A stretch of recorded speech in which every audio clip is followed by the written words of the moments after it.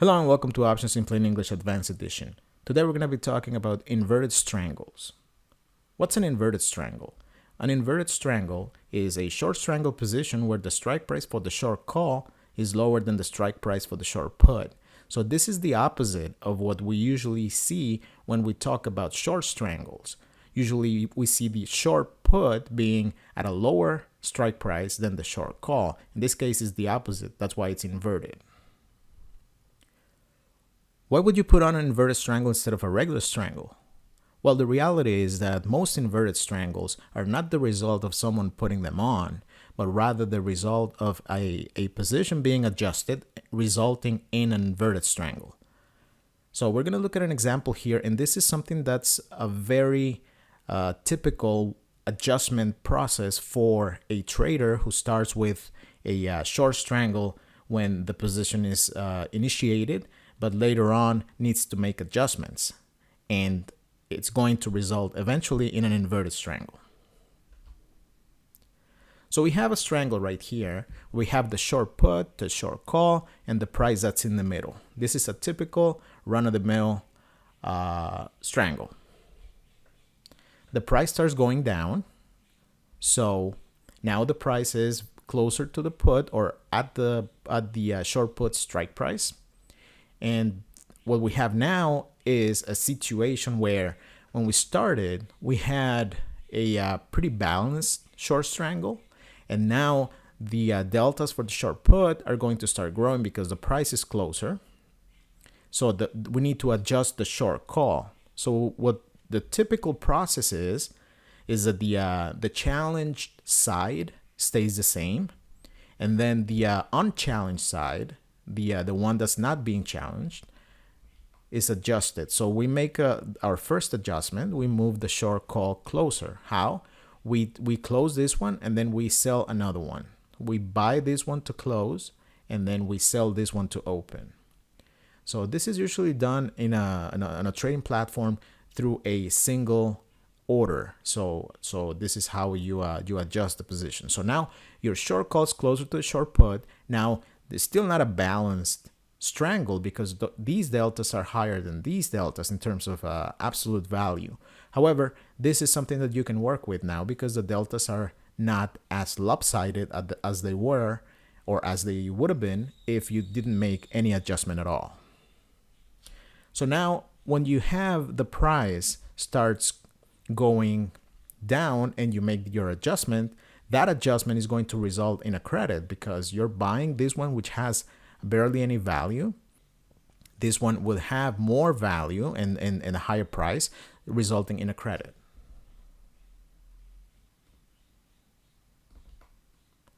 If the price keeps going down, what's going to happen is now that the price is going to, now your short put is going to be in the money, you need to make an adjustment on your short call. So you make another adjustment, second adjustment, and you have the short call, you move it closer, you make it into a straddle. So usually when price starts moving a lot in one direction, what's going to happen is you're going to start moving the side that's not challenged, and you might end up with something that's closer to at the money. So you would be putting on a straddle, even though you didn't start out with a straddle. It became a straddle because now your short call needs to be adjusted again so that the deltas don't get out of control in your position. Because remember, these short puts deltas keep growing because this is now in the money. So these are actually going to be higher than 50 deltas per contract. So you need to adjust your short call so that you gain some deltas on the other side, so that the strangle is at least a little bit balanced and not so lopsided in terms of deltas, not so directional. So this is going to result in a credit as well because you're going to take your short call, you're going to move it closer, so you're going to put it exactly on top of the short put, so same strike price, and every time we get closer to the price, and therefore we are closing something that has barely any value at all, and then we're opening up another position that's closer to the price, you're going to be receiving a credit for this particular adjustment. So now that you have a short straddle, what happens if the price keeps going down? then the put stays the same. Remember, the challenge side stays the same. You don't touch it. This is, remember, this is a typical adjustment process. It doesn't mean that that's the only way to do it, but this is a very typical, these are the steps that a typical trader, especially a short premium trader, would take in order to manage an existing position. So now if you make another adjustment, the third adjustment in this case, we're going to take the short call, and you're going to be, again, moving it down in price. And at that point, what you're going to have is, now you're going to be receiving a credit because you're moving it from this price to this price. So this call is going to have a higher value, of course, because this is at a lower price. So you're going to be closing this one. So buying to close, and then selling to open this one. And you're going to receive a credit. And now you have the call, the short call, at a lower strike price than the short put. And this is an inverted strangle. Now, when we analyze an inverted strangle, one of the things that you're going to notice is that at expiration, at least one of the legs is going to be in the money. So it'll never expire worthless. So it's always going to maintain a certain intrinsic value. So for example, if the price is here, then actually both these legs are going to have intrinsic value. So the call is in the money by this amount, and the put is in the money by this amount. Now, if the price starts moving a lot, then let's assume it goes lower. If the price is over here, then yes, the short call is going to be out of the money, but the short put is going to be in the money by a lot. And the same situation is the case if the price starts going higher and ends up outside of this range, and on the upside, you're going to see that the short put is going to be out of the money, but the short call is going to be deep in the money. So this configuration is always going to have a value at expiration. It's not like a regular strangle or even a straddle, where if you pin it, or for a strangle, if it expires in between both short legs, you can look forward to the whole strangle expiring worthless, or a straddle, if we're talking about a straddle. In this case, it's never going to expire worthless. Why? Because it always has an intrinsic value. And you got to that point by crossing over from the call being out of the money and higher at a higher strike price than the put, to the call being lower at a lower strike price than the short put. So what we're going to do now is, okay, we're going to look at an inverted strangle, and we're going to see, and we're going to try to see if it resembles, or if it looks like something that we already know. In order to do this, what we're going to do is we're going to use a simplified version of put call parity. We're going to exclude dividends and the interest rates and cost of carry. So I'm just going to take the basic put call parity transaction, or a put call parity equation, so that we can start analyzing an inverted strangle and see if it looks like something we know. So this is the regular put call parity formula. Long stock is going to be equal to long call and short put.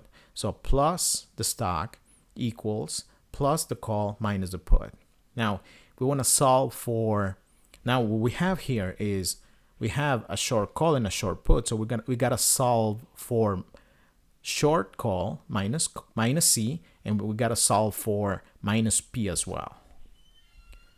So if we solve for minus C, you're going to have short stock and short put.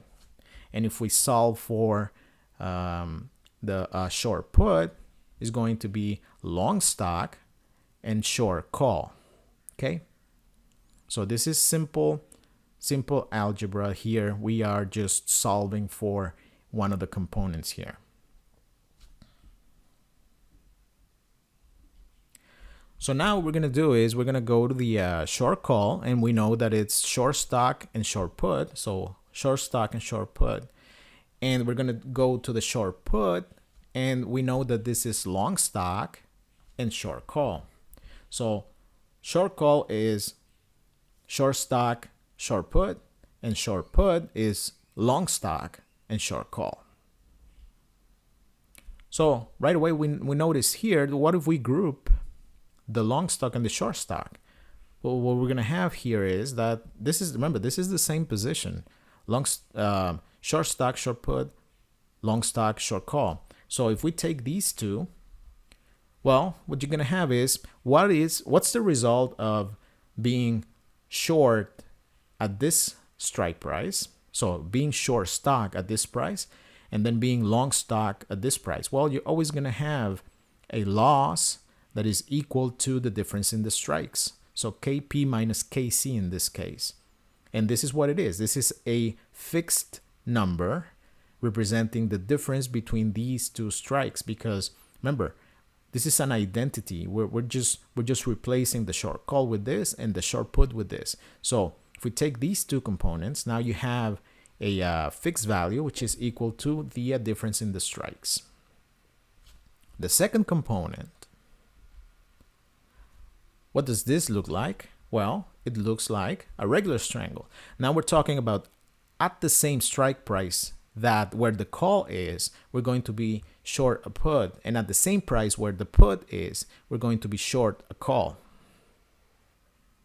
So if we summarize this based on what we already did, an inverted strangle is going to be the same as the difference between the strikes or the strike prices and a regular strangle. So this we already know. We have a good handle. We understand what a regular strangle is.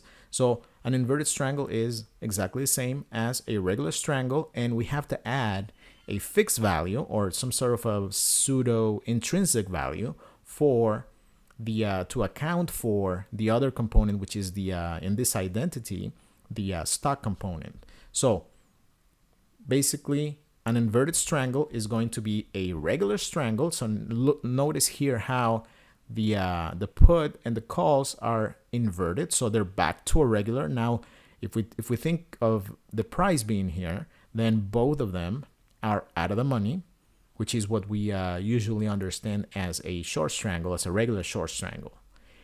And we have to account for the difference in strikes as well. So an inverted strangle is the same as a regular strangle plus a fixed amount, which is equal to the difference in strike prices between the two components. Okay, so now we worked out what an inverted strangle is. Let's take a look at some conclusions. An inverted strangle behaves exactly like a regular strangle, but with the difference in strikes as a fixed component, as a sort of an intrinsic value. Instead of the strangle having the possibility of expiring at zero or worthless, in an inverted strangle, it's never going to happen that way. It's always going to expire at a value that's equal to the difference in strike prices. An inverted strangle will have at least one leg in the money, which makes it less liquid and at risk for early exercise. So if you have an inverted strangle, one of the legs is going to be in the money, or maybe both, but at least one. So just by being in the money, you are subjected to to early exercise risk. For example, if you're deep in the money and you have a short call, then if there's a dividend that's coming up, then you are at risk of being exercised early, in which case you're going to receive you're going to turn your short call into a short position, which is going to change the makeup of your strategy, of your position. And finally, you can uninvert an inverted strangle by paying the difference between the strikes. This can be achieved by buying a box spread. We haven't talked about box spreads. A box spread is a locked position. It's something that market makers use. We're going to very briefly take a look at it, but it's not, I don't expect you to know exactly how to trade box spreads, etc. In the past, they used to be used for arbitrage purposes. Nowadays, it's they're mostly used in order basically to borrow money from the marketplace or to lend money to the marketplace. But there's no way for you to profit from box spreads. A box spread looks something like this. So you buy a call and sell a put at a certain strike, and you buy a put and sell a call at a different strike. So by doing this, what's going to happen is you have a short call here because you are buying the call here. They're going to cancel each other and you're going to be left with a short put. Same with this strike price, because you have a short put and you're being long a put here. They're going to cancel each other and you're going to be left with a short call. So now you're going to have short put, short call, which is a regular strangle, but you have to pay the difference in strikes. So the value of the whole box spread is equal to the difference in strike prices. Now we're going to go and take a look at a real example on the platform so that you understand what this means and you can see it visually. So now we're here on Thinkorswim, and what we're going to do is we're going to pull up all the information for QQQ, which is the ETF for the NASDAQ 100 index. And we're going to open up the June expiration with 35 days to go. And we can see that the price of QQQ right now is $222.12. So 222 is just about the money. And we're going to do is, I'm not even going to think about deltas or anything like that, or skew or anything like that. I'm just going to do a strangle. Just so I want you to see the differences between a regular strangle and an inverted strangle. Okay. So what I'm going to do is I'm going to start with the regular strangle. I'm going to sell the 215 to 30 regular strangle. It's trading for $9.96. Okay. So I'm going to go analyze this. I'm going to put it here. And now I'm going to do the opposite. I'm going to delete this trade. And what I'm going to do now is I'm going to sell the inverted strangle for the same strike prices. So I go and sell the $215 call and the $230 put. Okay.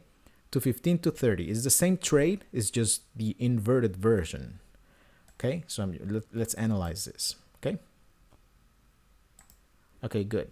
So we have two strangles, and these are, you can see, these are, okay, before we analyze, let's just take a look at these. Okay, these two strategies, these two trades. Okay, the first one is the regular strangle, the one on top, and the one on the bottom is the inverted strangle. Okay, so one of the things that you can notice here is that the price is open, so it's changing with the market. So one of the things that you can notice easily is that they're priced about the same. The only difference is the inverted strangle is trading at the same amount of extrinsic value, but it has to account for the difference in strikes, because both of them, in this case, both of them, because it's in the middle, but both of them are in the money. So it has an inverted strangle always has an intrinsic value that's equal to the amount of the difference between the strike prices. So you can see 996, and then the difference in strikes between 215 and 230 is $15. So 995 plus $15 is just around $24.95, $24.90. So it's trading at the same amount plus $15. So if you were to sell the first strategy or the first trade, if you were to put on the first trade, you're going to receive $9.94 as credit, but you have the possibility of closing that position for $0. So this is your whole credit. It's all extrinsic. If you pick the second trade, what's going to happen is you're going to receive much more. You're going to receive $24.90. Why? Because there is an intrinsic component there, which is $15. So when it expires, if it expires right in the middle or in between 215 and 230, you're going to have to close it for $15. So your profit is exactly the same. It's still $15. So if we take a look here, this is the regular strangle. You can make just about says right here $991, and this is your inverted strangle. You can make $993 is the same position, even though you are receiving much more credit. Now, by receiving more credit, remember, those two legs are in the money. So what you're going to have is you have a risk of early exercise, and also maybe it's not noticeable for QQQ, but for some other underlyings, you might have difficulties in terms of bid-ask spread, in terms of liquidity. In this case, this is a very liquid ETF, but even for this one, you can notice it. So see, for example, here, the 215, the put, which is out of the money, is trading at a bid-ask spread of 2 cents. And the call, which is in the money, is trading at a bid-ask spread of 7 cents. So 2 cents versus 7 cents. And on the call side here, the 230 is trading 414, 417. So the bid-ask spread is 3 cents. And the 230 is trading at 1194, 201 on the put side. So this is an in-the-money put, which is trading at 7 cents. So the regular out-of-the-money version of the same trade has a bid-ask spread of between 2 and 3 cents. And the in-the-money version, so the calls here and the puts here, is trading at around 7 cents in bid-ask spread. So you have a better liquidity, of course, if you use out-of-the-money components, out-of-the-money legs. Now, remember what I mentioned.